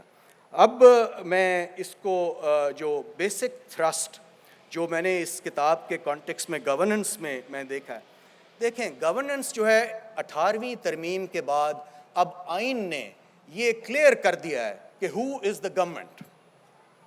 زبیر Sahib has been governor, he understands it, اور کہ گورنمنٹ مینز آئین میں لکھ دیا گیا the chief executive and his cabinet, چاہے وہ صوبے کی حکومت ہو چاہے وہ وفاقی حکومت ہو. اب یہاں آتا ہے ایشو, اگر گورننس ٹھیک کرنی ہے تو پولیٹیکل ول ہے کہ نہیں. گورننس ٹھیک کرنی ہے تو کیا یہ جو کیبنٹس ہیں, کیا یہ جو چیف ایگزیکٹو ہیں, are they willing to have a very fair, merit-based ایک گورننس اپروچ. میرا یہ تجربہ ہے کہ ہماری گورننس کا جو فارمولا ہے وہ صرف اور صرف پیٹرنیج اور کنشپ کے اراؤنڈ گھومتا ہے. ہم اس سے نکل نہیں سکے. Successive governments unfortunately have resorted to patronage and kinship, اور اس کے نتیجے میں گورننس اور لوگوں کا پبلک انٹرسٹ سرو نہیں ہوا. پولیس کے حوالے سے ہم یہ بالکل تسلیم کرتے ہیں کہ قانون کے دائرے میں ایک رول آف لا اپروچ کے ذریعے ڈی پولیٹیسائز کیا جائے. وین وی سے ڈی پولیٹیسائز کیا جائے, ہم پولیٹیکل کنٹرول نہیں چاہتے, ہم ڈیموکریٹک کنٹرول چاہتے ہیں. اور یہی بات جو ہے وہ ابھی یہی اسی سلسلے میں جو ہے سی پی ایل سی نے اور سارا جو رول اور جو فوکس رہا وہ اسی پہ رہا کہ آئیے کوئی پبلک سیفٹی کمیشن یا پولیس کمیشن ایسا بنائیں, نان پولیٹیکل لوگ ہوں, وہ اوور سی کرے اور اس کا فنکشن ہو. یہ جو بیوروکریٹک یا گورنمنٹ کی جو ہے ڈائریکٹ مداخلت, وہ اس کو کم سے کم کیا جائے, اس کو نہ ہونے کے برابر کیا جائے. ایونچوئل ایم یہ ہے. سو ڈی پولیٹیسائز جب ہم چاہتے ہیں تو ہم مادر پدر آزاد نہیں ہونا چاہتے, ہم چاہتے ہیں کہ کوئی ڈیموکریٹک انسٹیٹیوشنل کنٹرول. تو یہ اس کا مقصد ہے. Second, we want police to be highly accountable organisation. اس کے لیے قانون میں تھا, صوبائی حکومت نے بھی پورا نہیں کیا اور وفاقی حکومت نے بھی پورا نہیں کیا. قانون میں تھا کہ انڈیپینڈنٹ پولیس کمپلینٹس اتھارٹی ہوگی. پریزیڈنٹ وہاں, گورنر یہاں, وہ نامینیٹ کریں گے 3 سال کے لیے ایک نان کنٹروورشل, کوئی جج, ریٹائرڈ جج ہو, کوئی اور اچھا شخص ہو, 6 اس کے ساتھ لوگ نان پولیٹیکل ہوں. ان لوگوں پہ مشتمل ایک انڈیپینڈنٹ پولیس کمپلینٹس اتھارٹی بنائی جائے. آج تک کسی حکومت نے وہ انڈیپینڈنٹ پولیس کمپلینٹس اتھارٹی نہیں بنائی, کیونکہ وہ چاہتے ہیں کہ ہم کنٹرول کریں. Why should there be an independent autonomous body looking into the complaints of the police? تیسری چیز جو تھی کہ آپ نے اگر ایک کمانڈر فیڈرل گورنمنٹ اور پروونشل گورنمنٹ نے اپنی کنسلٹیشن کے بعد, ایک پروسیس کے بعد سلیکٹ کر دیا ہے, تو پھر اس کا سیکیور ٹینیور ہے, اس کی اٹانومی ہے, اس کی آپریشنل اور ایڈمنسٹریٹو اٹانومی ہے, اور وہ قانون میں ہے. اور قانون از انوائلیبل, یہ آئین کا حصہ ہے. اگر کوئی چیف ایگزیکٹو اس قانون کو وائلیٹ کرتا ہے تو وہ آئین کو وائلیٹ کرتا ہے. So therefore, how are the chief ministers or chief executives or the prime ministers so frequently transferring without, یہ آئی جیز کو بار بار کر رہے ہیں تبدیل, اور پھر نیچے جو سلسلہ ہے, once you post an آئی جی, پھر اس کی اتھارٹی ہے, اس کی کمانڈ ہے, پوسٹنگز, ٹرانسفرز, اور تمام وہ اپنے شعبے میں اور اس کے مطابق کرے. چوتھی چیز یہ تھی کہ اب یہ اسپیشلائزیشن ہے, یہاں اب کاؤنٹر ٹیررزم اور چیلنجز بہت ہیں, لہٰذا بہت پروفیشنلزم کی ضرورت ہے پولیس میں, لہٰذا وہ سی ٹی ڈیز اور انہوں نے اپنا رول پلے کیا. اور سب سے بڑا نقطہ یہ تھا کہ پولیس جو ہے وہ فورس یا ملٹری نہیں ہے, پولیس از اے سروس. اور پولیس ان ترجیحات کو بیسکلی لے کر آگے چلے جو سٹیزنس کی اور شہریوں کی جو ہیں توقعات اور ترجیحات. تو پولیس کے اصل ماسٹرز جو ہیں وہ شہری ہیں, وہ سٹیزنز ہیں, اور ان کے درمیان سی پی ایل سی اور ایسی آرگنائزیشن جو ہیں ایک پل اور برج کا رول ادا کرتی ہیں. میں اس کتاب کے حوالے سے, چونکہ مظہر نے ابھی بات بھی کی کہ ایک چارٹر آف گورننس کے پہ میں نے بات کی ہے, تو 6 نکاتی جو ہے ایجنڈا, نیشنل ایجنڈا اس کتاب میں نے دیا ہے, اور اس کے مختصر نکات یہ ہیں کہ نمبر 1, اب ہمیں من حیث القوم دیکھیں, ہم 5ویں بڑی پاپولیشن وائز ملک ہے, ہم 6ٹھی بڑی لارجسٹ آرمی ہیں in the world, we are a 7th member of a nuclear club. تو why are we an insecure nation? تو ہمیں تو اپنی یہ جو اسٹریٹجک لوکیشن ہے اس کا بہت بڑا ایڈوانٹیج ہمیں ہے کہ we should be a great trading nation, اور ہم اس لوکیشن کو کلائنٹ بننے کی بجائے, کسی اور کی جنگ لڑنے کی بجائے, ہم اپنے انٹرسٹ میں سی پیک کے حوالے سے اور اکنامک ڈیولپمنٹ کے حوالے سے ہماری نیشنل سیکیورٹی کی تمام جو پیراڈائم ہے وہ شفٹ ہو جائے towards human development, towards economic development, towards trade activity, اور ساری اس لیے قوم ترقی کرے گی اگر ہم اکنامک ڈیولپمنٹ کی طرف جائیں گے. Second, there is now no role for proxies اور جہاد ایز این انڈسٹری, اور اس کو آئی ایم گلیڈ کہ I am sharing with you کہ 26 مارچ 2019 کو میں نے جنرل باجوہ صاحب سے یہ سوال پوچھا. میں نے کہا جی آپ کے وہ جو اسٹریٹجک ایسٹس اور خاص طور پہ پنجاب کے حوالے سے اور جو ہیں نان اسٹیٹ ایکٹرز اور ملیٹنٹس ان کو سب جانتے ہیں, پروسکرائبڈ ہیں آرگنائزیشنز, ان کے حوالے سے اب آپ کی کیا پالیسی ہے؟ ماضی میں ٹھیک ہے وہ ہم ایک کوئی نیشنل انٹرسٹ ہمارے سرو کرتے رہے ہوں گے, but what is now the current policy? تو اس کے مطابق جنرل باجوہ صاحب نے بالکل کلیئرلی یہ کہا, اور یہ کہ یہ پلوامہ کا اس سے کوئی تعلق نہیں ہے فروری 2019 سے. جنوری 2019 میں ہم نے نیشنل سیکیورٹی کمیٹی میں اور اسٹیٹ نے یہ فیصلہ کیا تھا کہ اب time for proxies is over. ہم نان اسٹیٹ ایکٹرز وغیرہ جو ہے اب ان کی کوئی سپیس نہیں ہے ہمارے اسٹیٹ اور ہماری گورننس کے اس کے paradigm. So this was heartening to hear an army chief saying that کہ جو نیکسس ملٹری اور ملیٹنٹس کا ہے وہ بریک ہو رہا ہے, اور اس میں تھنکنگ ہے, اور both political and the military governments are working on that. تیسری جو میری نیشنل ایجنڈا میں دیکھیں, ہمیں rule of law, this will guarantee individual rights. ہمیں یہ جو مسنگ پرسنز اور انفورس ڈسپیرنسز ہے اس ایشو کو ایڈریس کرنا ہوگا. ہمیں voices of freedom of expression جو ہے یہ اس کو مزل نہیں کرنا چاہیے. اگر آپ کی وائسز آف ڈسینٹ ہے, یہی تو خوبی ہے اس جمہوریت کی کہ آپ کے مختلف نقطہ نظر کو state should be benign enough to hear that. State کی ڈریکونین فسٹ نہیں ہوتی, اسٹیٹ کی ایک بینائن اپروچ ہوتی ہے. سو دیئر فور ہماری ساری اپروچ تبدیل ہونی چاہیے towards a free dialogue. So if we have to be a democratic nation. چوتھا, سوشل جسٹس. میں نے اپنے تجربے میں یہ دیکھا ہے یہ اصل لڑائی ہیو اور ہیو ناٹس کی ہے. یہ ایلیٹ کیپچر ہو گیا ہے, اور جو ہیو ناٹس ہیں دے فیل امپاورڈ ان مدرساز, ان ماسکس اور ان ملیٹنٹ آرگنائزیشن ان کو سک کر کے لے جاتی ہیں اور ان کو اٹریکٹ کر لیتی ہیں. سو یہ ایشو آف سوشل جسٹس ہے. Number 5, national harmony can only be achieved through tolerance, برداشت. رول اسٹیٹ کا رول ریلیجن میں نہیں ہے, وہ جناح نے بھی کہہ دیا تھا.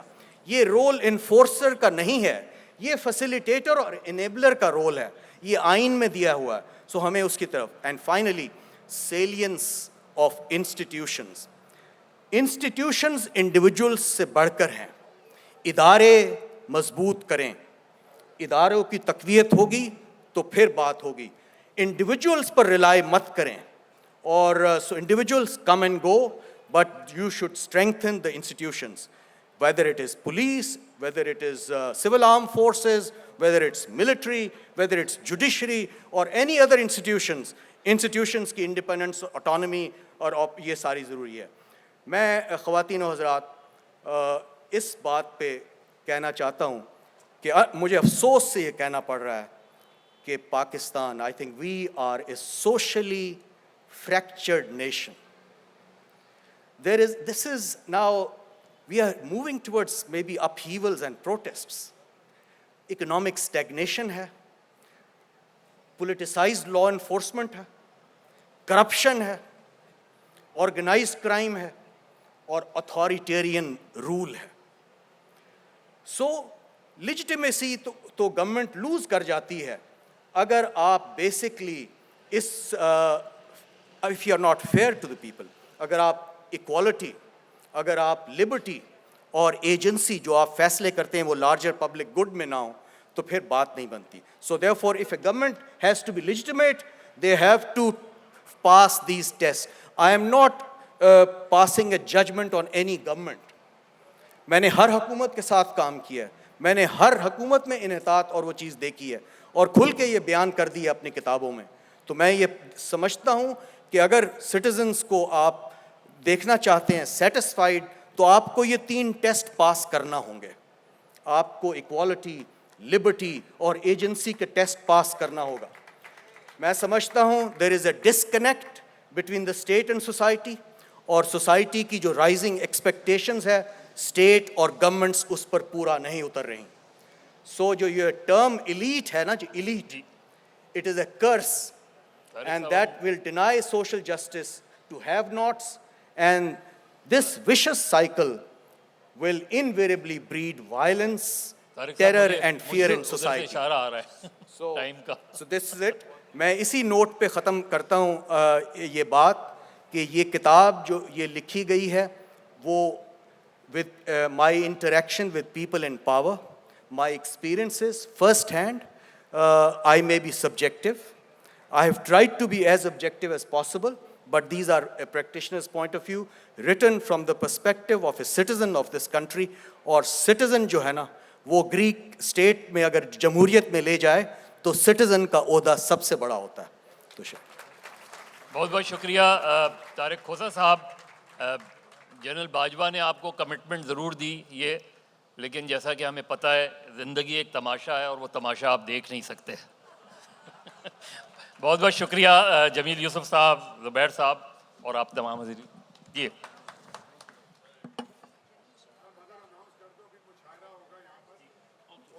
اس کے بعد تھوڑی دیر بعد یہاں مشاعرہ ہوگا اور